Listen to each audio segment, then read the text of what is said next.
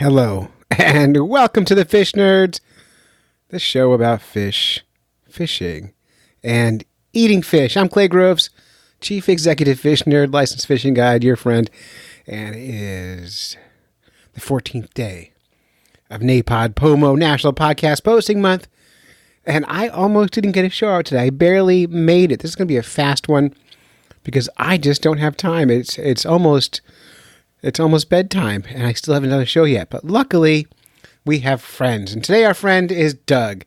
Doug is the host of Smackdown Outdoor podcast. And he makes a podcast, guess what, about smacking the outdoors. He loves to punch trees. Those trees, they have it coming. You see a tree coming your way, smack it. Tell him Doug sent you. But, he's bringing some news about people catching walleye in a way that might be unethical. Here is the news. News, fish in the news. Everybody loves their fish in the news. What's up, everybody? How are you today? My name is Doug Mervine. I am the host of the Smackdown Outdoors podcast.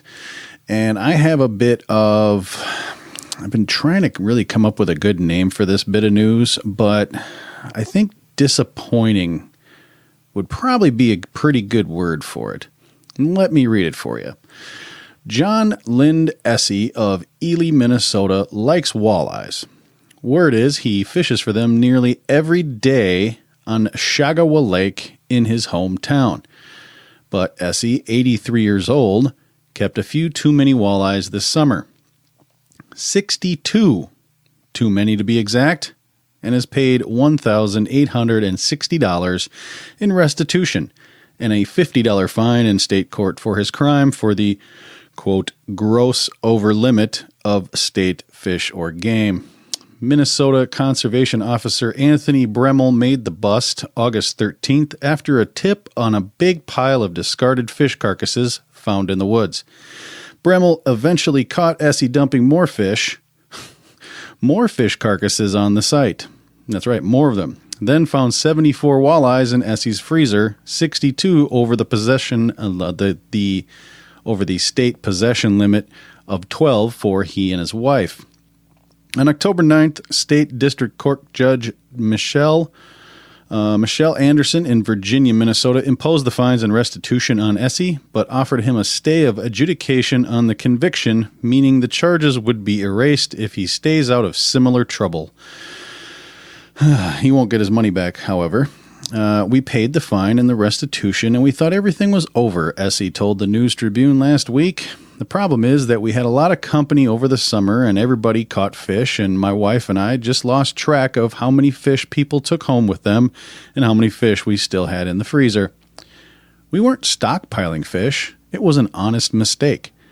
The illegal walleyes were donated to local assisted living facilities for a fish fry for their residents. It was at least Essie's second outdoor violation. In 2010, he paid $115 fine for operating a boat without a life jacket. That's whatever. Not worried about that one.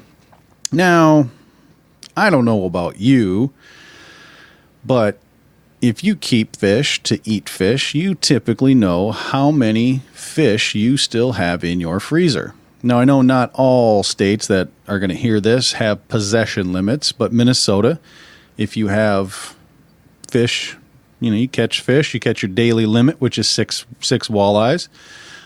You can only keep a 1-day possession limit, which means you have to go out, catch your fish, and eat your fish before you can keep any more.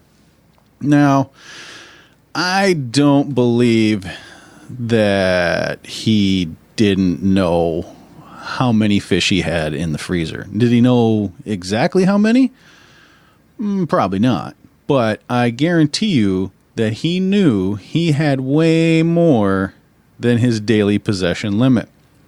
Now, if I have people over and they go out, they catch fish, I'm going to make sure that they take their fish with them, or we're going to have a fish fry that night.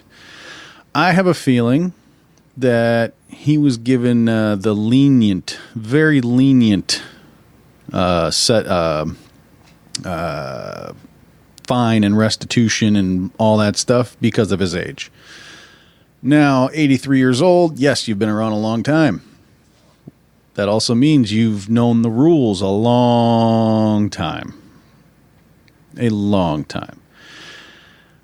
My guess is he knew exactly what he was doing, and he tried to get away with it. He got busted. No matter how old you are, you got to follow the rules, people. And I don't know. Like I said, I think it's just disappointing. Just disappointing. So that's all I got for you. Thanks, Clay, for letting me be part of your podcast. I do truly appreciate it.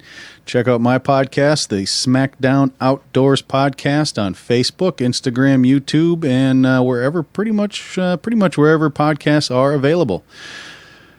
All right, everybody. So I'm gonna see if Clay will let me do this. News, fish in the news. Everybody loves their fish in the news.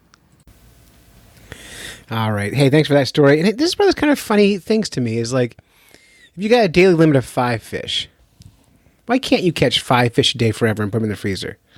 Like this whole notion that there's a certain amount of fish you can keep. I don't know. I have trouble with it. But, I'm so happy that the Smackdown Outdoors shared this with us. You should be listening to their podcast. It's great. And just speaking of unethical, we're still running our contest for the rest of the month. We only have about 7 phone calls. The prize is for our contest, our unethical fishing contest. We've got some Angle King glass water lead-free lures. We have some Fish Nerds decals. We have some Fish Nerds beanies. We have some other surprises. Maybe I'll throw a book in there. Who knows? But call 607-378-FISH. 607-378-FISH and tell us the most unethical thing you've ever seen while fishing. I hear all the time people doing terrible things. Maybe it's keeping too many fish. Maybe it's using puppies for bait. I don't know. You call us. You tell me. You let us know. 607-378-FISH. Best story wins. This is not random draw.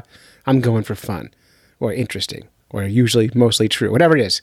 Anyway, Fish Nerds out. Bye.